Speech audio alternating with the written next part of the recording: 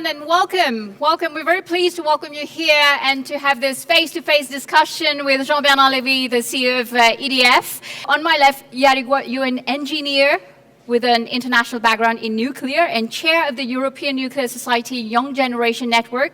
Probably just a quick word. Yes, hello. Indeed. I am an engineer. I am a president of European Nuclear Society Young Generation Network.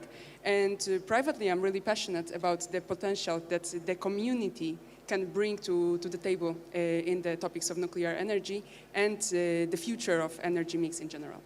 Thank you very much for sharing that. We also have Camille. Probably now you hear me better. Right, that's good. So Camille, who is trained in agronomy and food science, so you have worked over 10 years in the food industry and agriculture sectors in Europe, but also Southeast Asia. Camille, can you say a few words?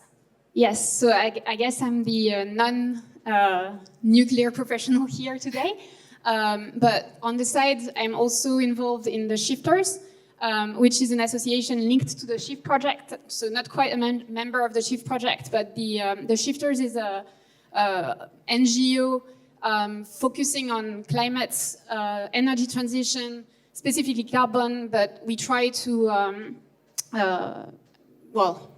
teach our people here in France and around the world and lobby our elected officials as well.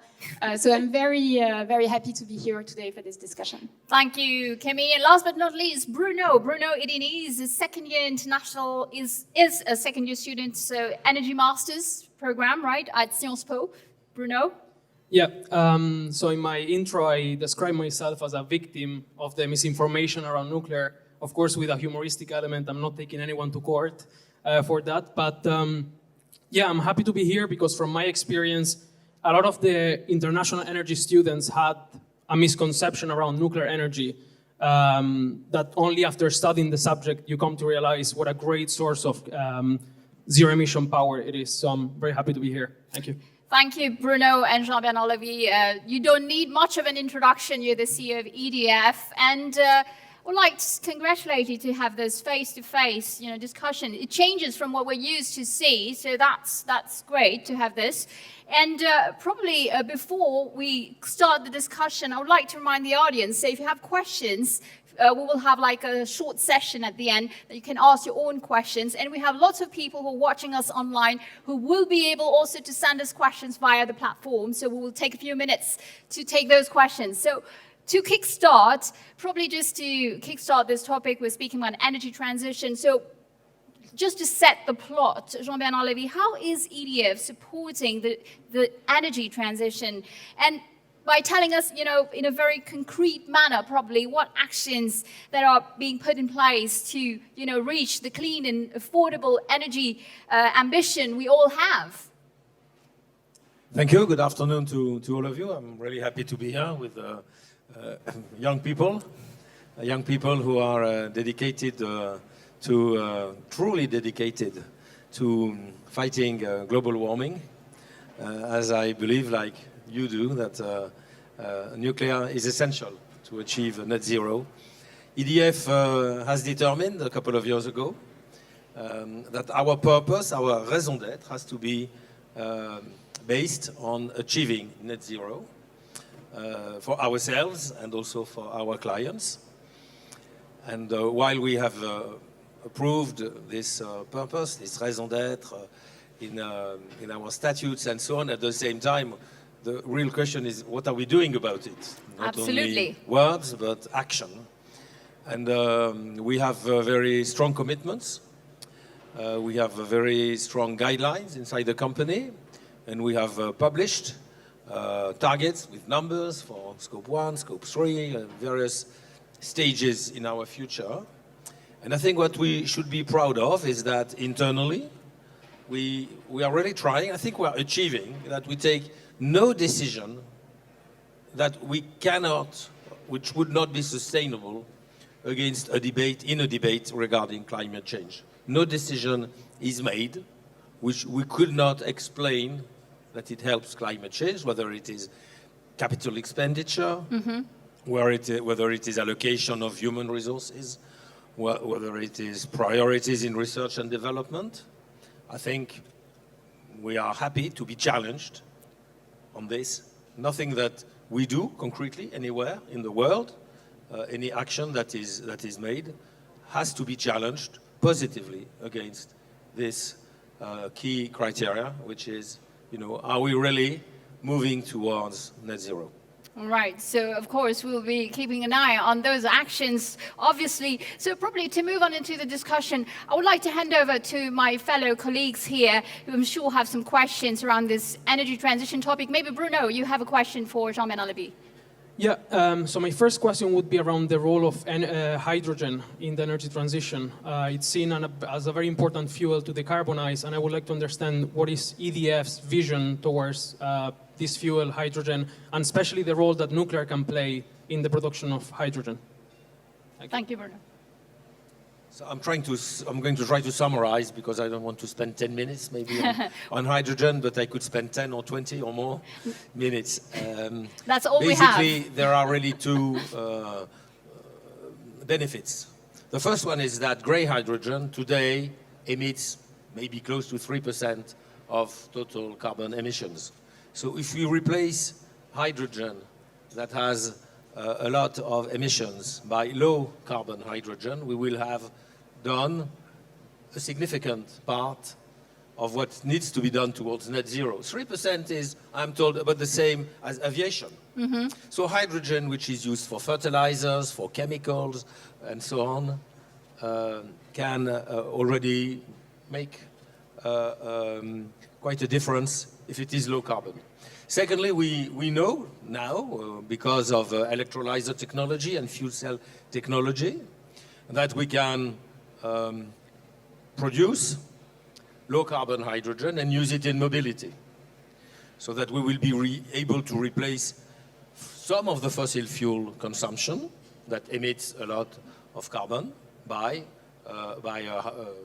vehicles that will be fueled with hydrogen. Now, there is obviously a lot of competition coming from chemical batteries, which obviously are going to take the lead in light vehicles.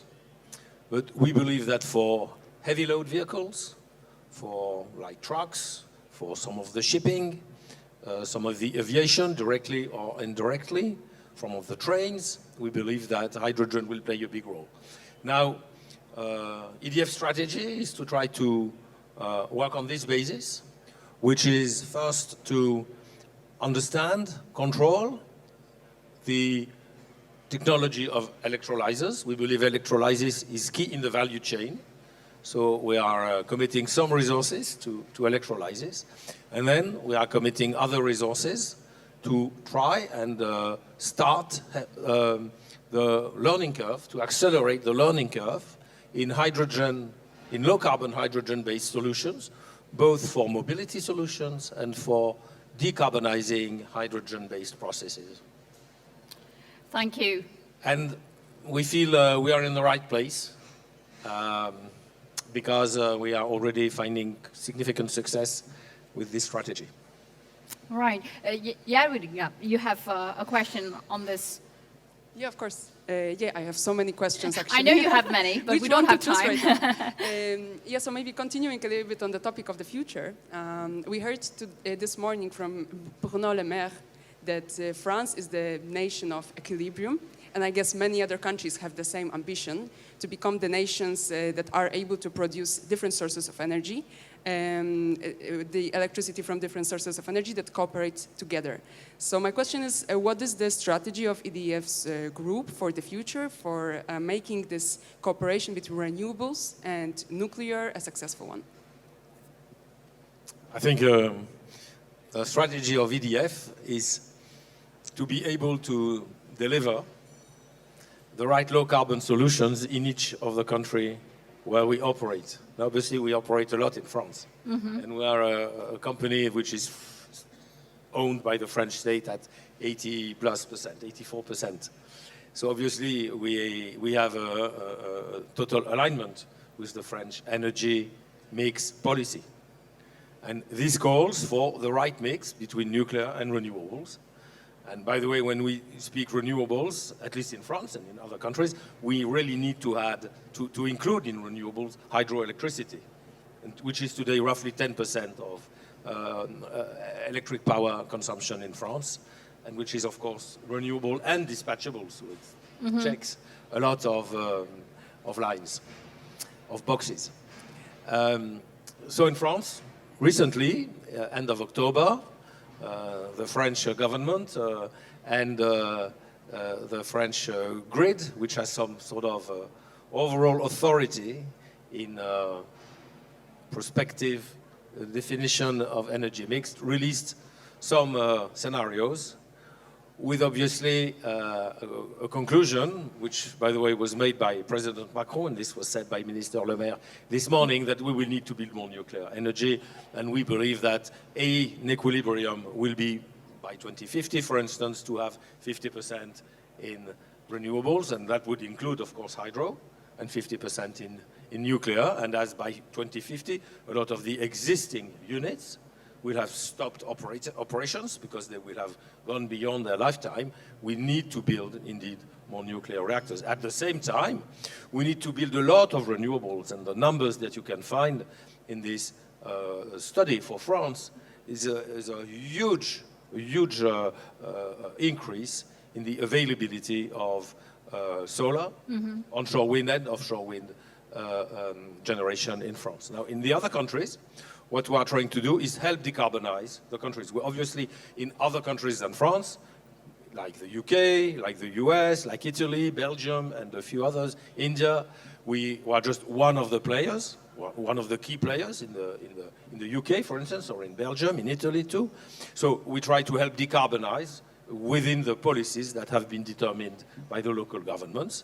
And once again, all we do when we look at investment, when we look at allocation of scarce resources, all we do has to be judged, has to be challenged against that very, very strong line from EDF, which is we have to work in order to achieve net zero. Kemi. Yeah, I think one additional or like further question that I'd like to ask you is, you've talked about a lot of the uses that we'll need to electrify or replace with hydrogen in order to decarbonize. So all of that will need more electricity, and you've just mentioned this will mean building like massive amount of nuclear and renewable. And there's a limitation to how much we can build. And when we look at the national low-carbon strategy from the government, a huge part of that strategy to reach net zero in 2050 is actually also using less energy. So that's true for France. It's true in general for all of the rich countries, rich developed countries that have sort of gotten a bit swollen up with all of the energy that we've been using. So how can EDF also, or maybe like private companies in general, help push this point in the public debates in general, and maybe a bit more to our governments in general, that there's a limit to how much you can produce, and there's stuff to be done to use less energy before we electrify everything. It's a great question. Thank you. And I'm not sure I have a simple answer. And by the way, we also have internal debates on, what are the pluses and the minuses, because we will not achieve net zero only by adding electrification needs in transport and housing and so on, maybe also in agriculture, industry, and so on. We will also need to be more efficient.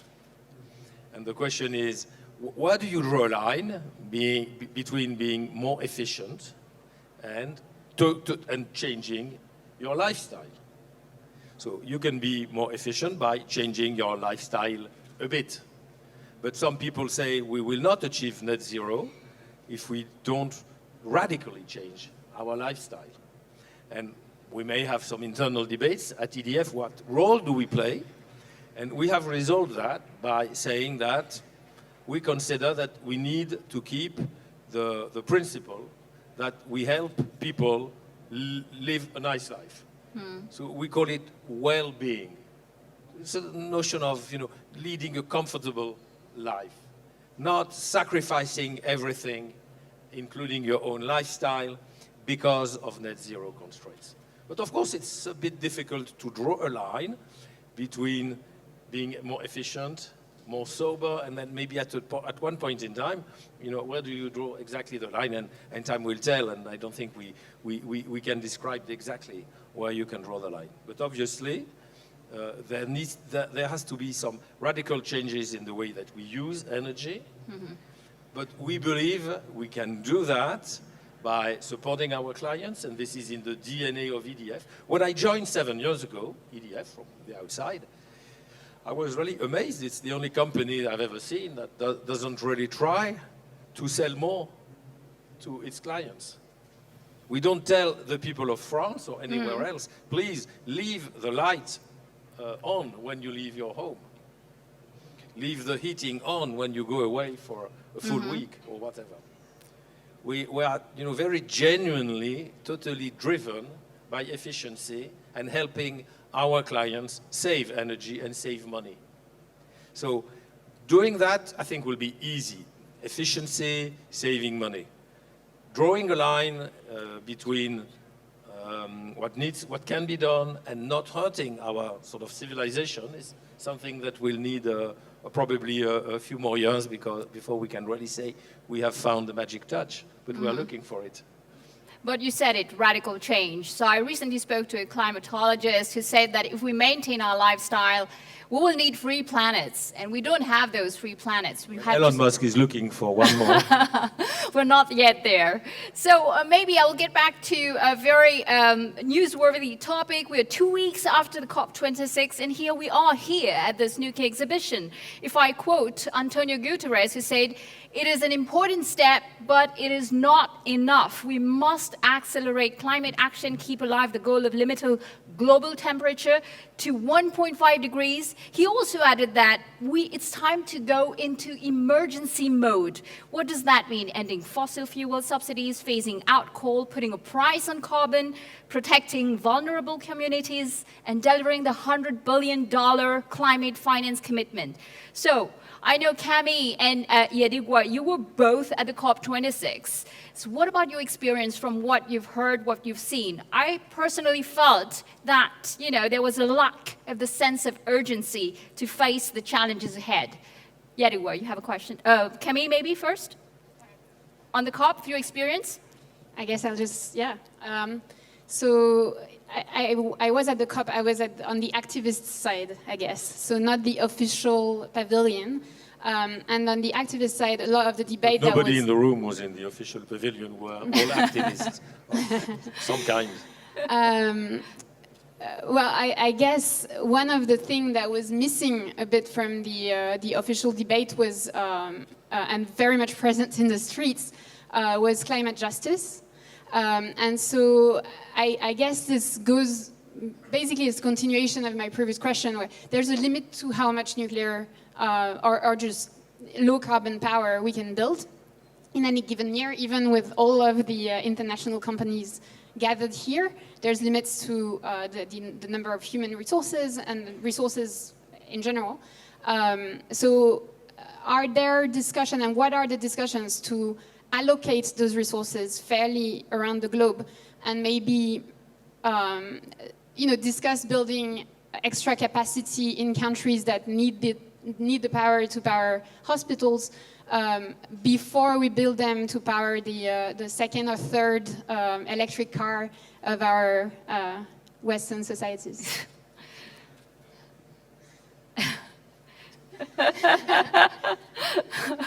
I think we need to achieve all of that. I think we need to stop subsidizing fossil fuels, which will already help a lot, because there are tens of billions of yearly subsidies in the various countries. I think we need to accelerate renewables in high consuming countries where already power consumption per capita is quite high, but if you look at power consumption per capita in other countries, it's low and fossil. In emerging markets, it is low and fossil. So we cannot say just keep your level of consumption as it is today. We need also to help them grow. And at the same time, we need energy transition. And it has to be said that it is, quite damaging, I think, for the credibility of the climate objectives, say the 1.5 degree credibility, that developed countries have not been able yet to raise 100 billion, which is a high amount for anybody, but for the whole the developed world, it is not that high. So it does mean that we are still suffering, maybe from some of the difficulties that the planet had to manage shortly after the 2015 COP, when obviously some governments were reneging on their own signature. So I hope time will mean that we can at the same time decarbonize economies that have already reached a high level of consumption and help other economies grow in a carbon-free or a low-carbon market. That's what we are trying to do, for instance, in several African countries, by bringing to homes very simple solar plus battery solutions. I visited in Togo, a village where a family with several kids in a couple of hours got the TV on, and that was one of the nicest experiences in my professional life. Maybe the programming could have been a bit different, but the happiness of these kids having just a refrigerator, a couple of plugs, and a TV at home is unbelievable. We need to do that, NGOs as well as companies like ours. I think what we first have to do, and this has been explained already for years, is to have a global view regarding carbon pricing and regarding how we stop all subsidies to all kinds of fossils. Right. And global carbon pricing has been determined by many very experienced economists as being the best global solution in order to force the system into a low-carbon society. And Jadwiga, you had a quite different experience from your perspective? Yeah, exactly. While Camille was on the general public side of the COP, I was lucky to take part in this a little bit more enclosed area, Blue Zone. And again, I was lucky enough to take part in the scope of an amazing global network called Nuclear for Climate, and to support the nuclear subjects in COP. However, what we could observe together with some colleagues, I even see some colleagues here on the audience, hi, that a majority of the pro-environmental groups, and especially young people, they do not really support nuclear. They are passionate, they want to work, they are proactive. However, they do not really see much of the interest in supporting it. Nuclear industry has a lot of means to educate such people with the facilities, with communication departments. And so I want to ask, how do you see the nuclear industry's role in educating those young passionate people? I think we have to be clear. We've had to fight an uphill battle after Fukushima, let's be clear. In Fukushima accident 10 years ago, and at the same time stagnation in many countries with the economic crisis following the 2008 and 2011 financial crisis. This has meant that nuclear is, I hope, emerging today from a situation of very low tides for the last 10 years. I believe the moment is the right one right now, because there is, thanks to central banks, there is plenty of money available for investment all around the world. Because of the COVID, indirectly, COVID has meant a lot of money flowing into the economies, and I think the central banks, and some of them are really thinking about it, need to think how this money can be really channeled into low-carbon solutions and not just, left to the invisible hand of the market for operations.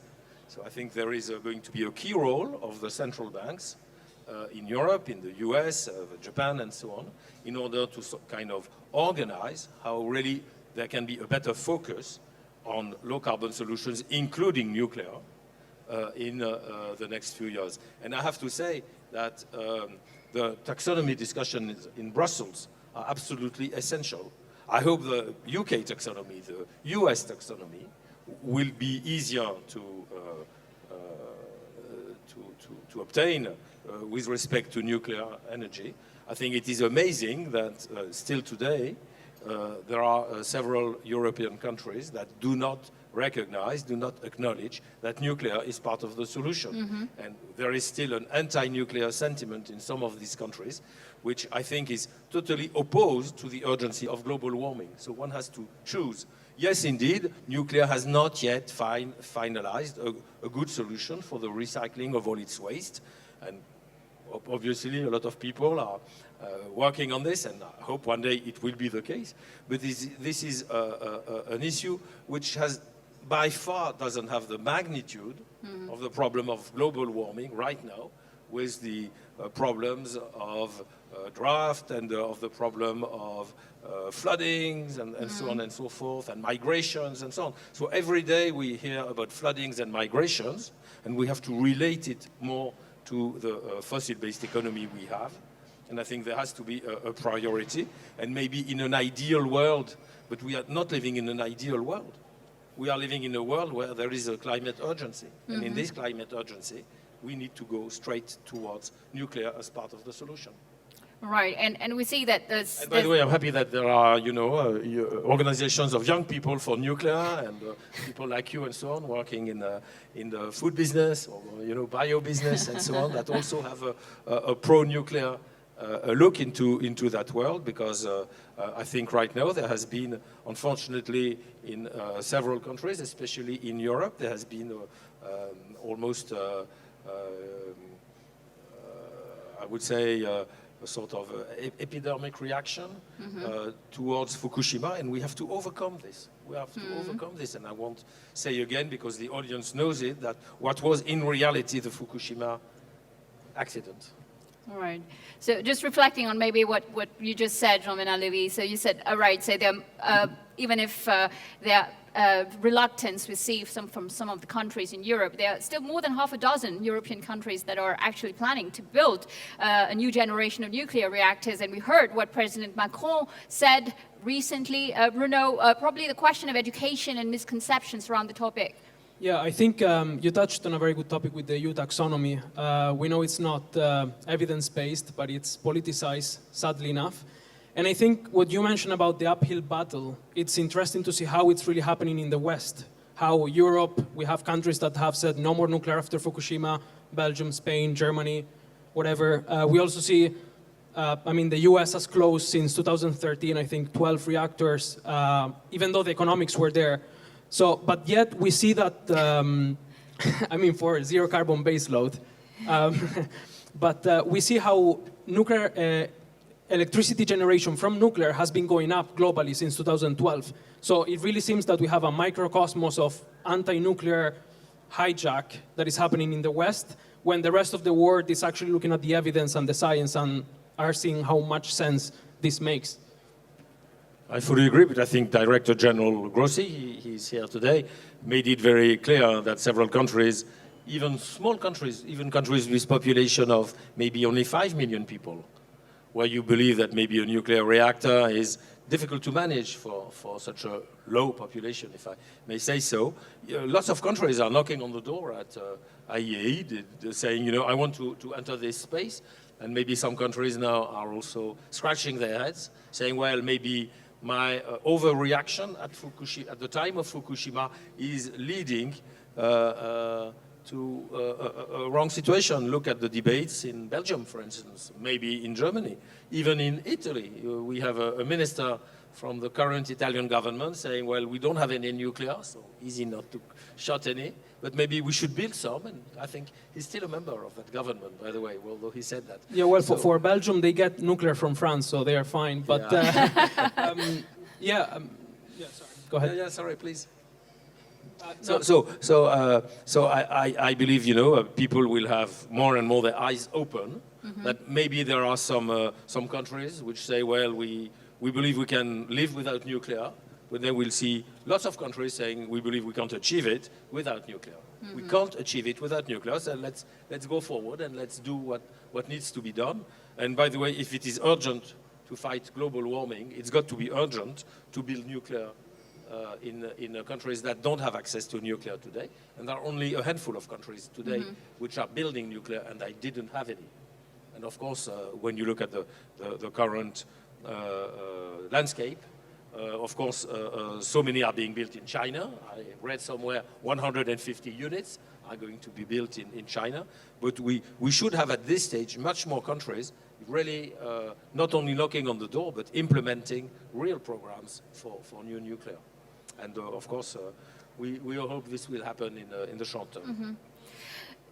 Yeah, we spoke about a question about education in the youth. We will get back to that. I would like to just reflect on the topic of, affordability. And we spoke about Western countries versus, you mentioned a little bit of that, Camille. European countries, we see that a growing number of them are wishing to go into that direction. But we also see in emerging countries what's going on. There's this will to develop this kind of energy. So how do we make sure that we bring clean and affordable energy to everyone? I know, Camille, you have some experience in Indonesia. Maybe you could share that with us. Yeah, so I lived in Indonesia for a few years, and it's an interesting country for nuclear because, like, the main island with the most number of people is riddled with earthquakes, volcanoes, and obviously that comes with regular tsunamis and such. So they're obviously and fairly, I guess, reasonably afraid of nuclear. But there's also other islands where they're, like Borneo Island, they're looking into building nuclear reactors. And I guess my question there is the main issue there doesn't seem to be, like in Western Europe, that the people don't want it, but that it's huge investment. And the countries don't necessarily have the means to invest the same way that geothermal would be a huge opportunity for Indonesia in the main island, but similar to nuclear, it takes a while to build and a lot of upfront capex. So you talked about knocking at the door of the AIE. What can be done to help those countries get the financing that they need? Is it just 100 billion from the COP, or is there like innovation to be found in financing as well for those kind of countries? I think indeed financing is essential. But if the Western world is able to finance long-term infrastructure, airports, railways, ports,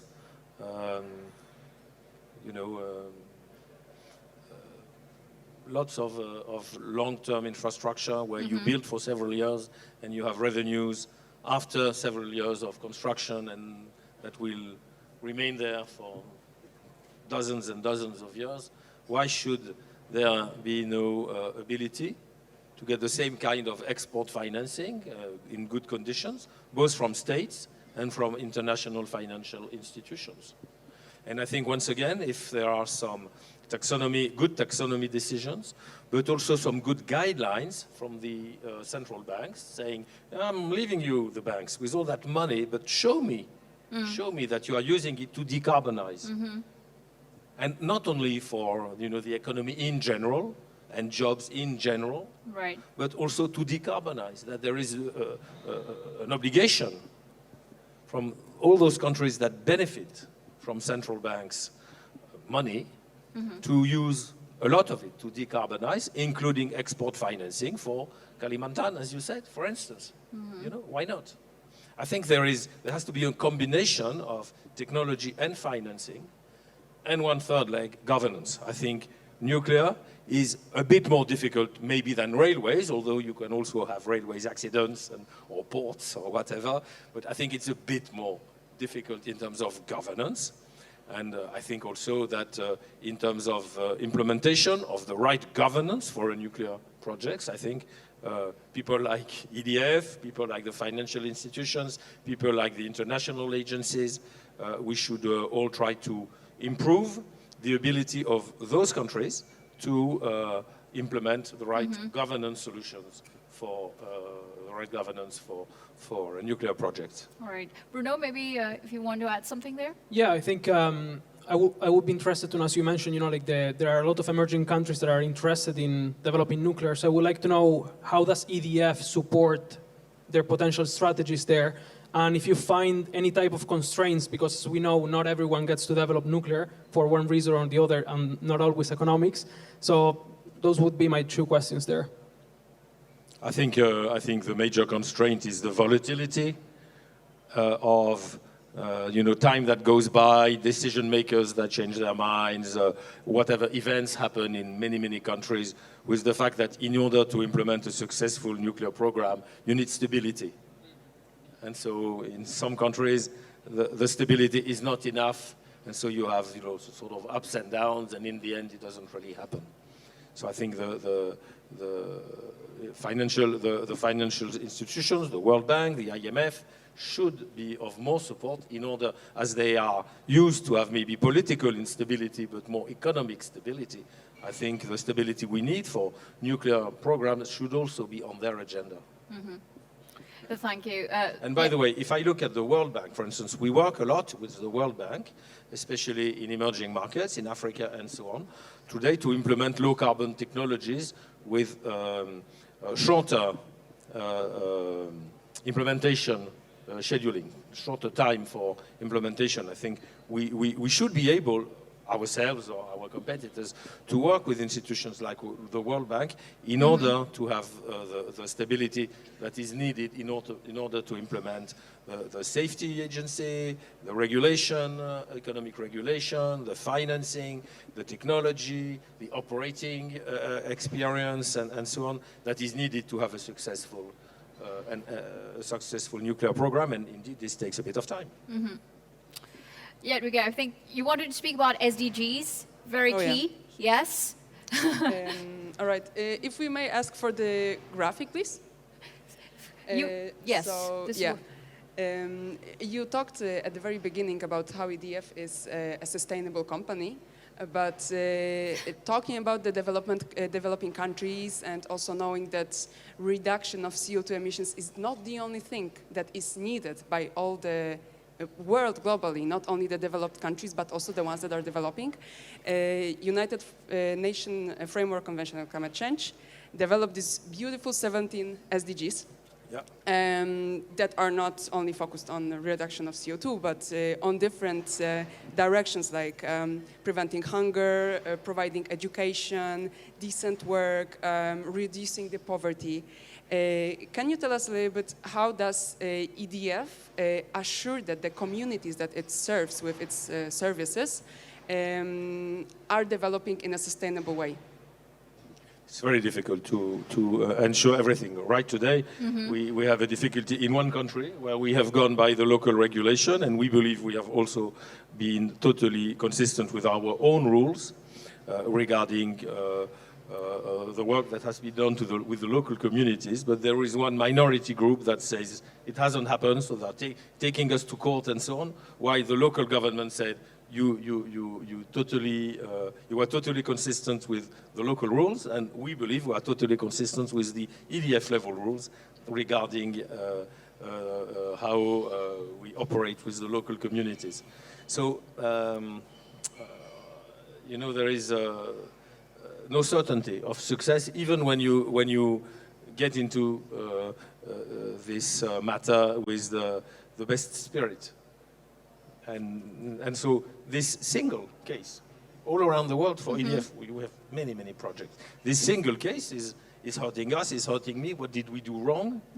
Why do maybe at the next General Assembly I have 10 people from that country that have traveled to say, you didn't go by our rules? And I said, but I can show that it's fully consistent with the rules of your government and with the open rules and by the way, we have signed off on the 17 UN goals already many, many years ago. So, where do you really start to be in you get into the hands of a minority? And is that what we want? When there is it's a democracy, by the way, elections, and governments go by according to the elections and so on. So So where does it start? When does it not start? Some people will say, well, we have the right to oppose, but if you are a minority, you still have a right not to be driven by the majority in a democracy. So just maybe to enter the positive note, could you give us some examples of the services that EDF can provide that benefit at least the majority?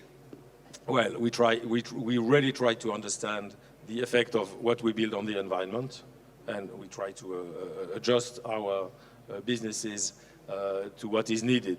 We are, for instance, let's take the hydro business, which is so-so. The hydro business, some people like it because it is water falling from the sky, fully renewable, dispatchable, and so on. Some people say, well, it also has got its own emissions and it will not go by biodiversity. We try to find the right balance. When you change, for instance, the stream of water due to a dam, there are lots of changes in the way that the fish will live their lives, okay? And some of them may have a shorter life. So we have now hired experts in fish behavior when you have, and so in several areas in the world, we have our own experts in fish behavior in order to facilitate when you have a dam and there is a risk that the fish will not survive, at least some of the fish will not survive, in order to limit the effects of this. Just to give an example. Right. So I'm not saying of course, there won't be a single fish that will turn its belly up. I can't say that, but I think we're already doing our best, and this is an example that I like to comment. Right. So unfortunately, we won't have time to have more examples because we have a couple of minutes left. Probably we'll take the questions from the audience. But before that, we spoke about SDGs, obviously, and I think it would be interesting to speak about topics like diversity, inclusion, gender, education, training. And you were speaking earlier, Jadwiga, about education and opportunities for the youth in the sector. Probably one quick question, Camille, and yourself for Jean-Bernard Olivier here. I guess there's we know that, well, we'll need to build more capacity, so you need to hire more people. So I guess, is there, like, what programs is EDF already investing in education from the grounds up? I guess maybe even more specifically in our countries where, we might need to do a little bit of positive advertising for the industry to ensure that in 10 years, when the peak hiring comes up, there's enough people there, and also maybe more women in the industry, although Jadwiga would be a better place to. I guess in agriculture there aren't that many women either. But so, what are EDF strategies and programs to ensure that you get the right people? We do lots of things. We try to get as many apprentices as possible. And we try to make sure that those apprentices, after their apprenticeship, find a job with us or with the supply chain, and we can discuss the numbers. We are above, we're probably the largest employer of apprentices in France right now, probably after the state, obviously. And we try to make sure that a certain percentage of these apprentices come from difficult areas. But now you know that opposite to US or UK, we are not allowed to count people. We're not allowed to ask people what is your race, what is your sex life, or whatever. You can't do that. So we just have to make sure we find a geographical source, which probably means a sufficient diversity. We can't do more. Okay, so we have made some commitments in France that a lot of our apprentices will come from those difficult education areas.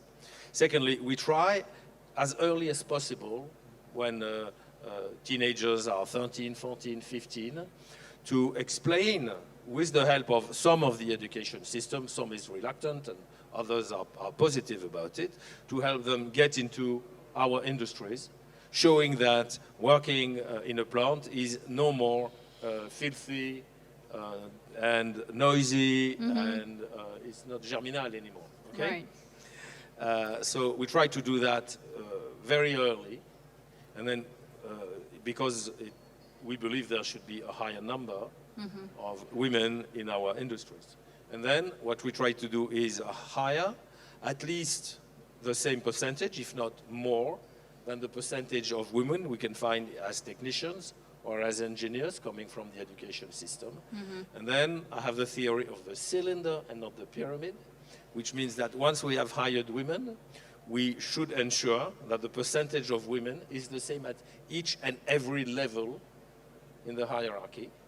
And so we have made some commitments in France and also in other countries regarding the percentage of women, the growing percentage of women at all levels, so that it is a cylinder. If we hire X% of women, we should have, a few years later, the same X% of women at the highest level of the company, and not a pyramid where it's X at the bottom and X divided by 3 at the top. Right.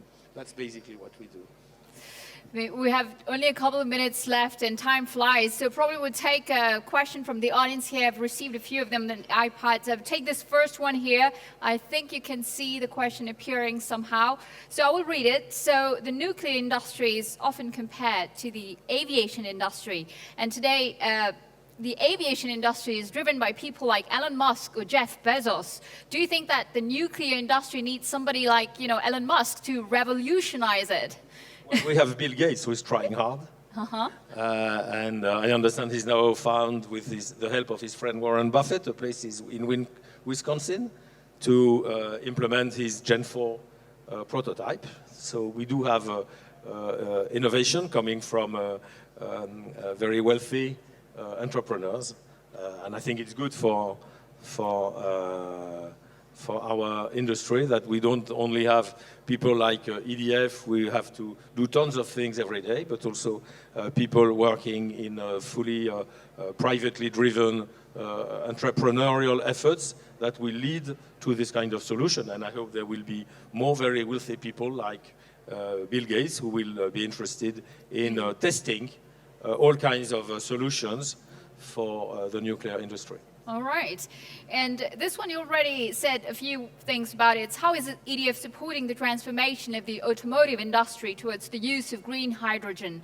You mentioned a couple of things earlier, probably if you want to add up a little more. And I will add a second question. Sorry, the question was automotive and hydrogen? The automotive industry, how is the use of green hydrogen? Not EVs specifically, it's the industry. Okay. We believe low carbon hydrogen applications will be mostly in heavy load applications, such as trucks and trains and ships, not so much in light vehicles, where obviously the market is growing very, very quickly towards battery propelled vehicles in the short and mid-term, with lots of commitments made in various areas of the world. But indeed, we work on hydrogen, as I said earlier, very significantly, but more on heavy load vehicles. Right, and we have this one on SMRs. So do you think that SMRs can accelerate the transition towards electric mobility?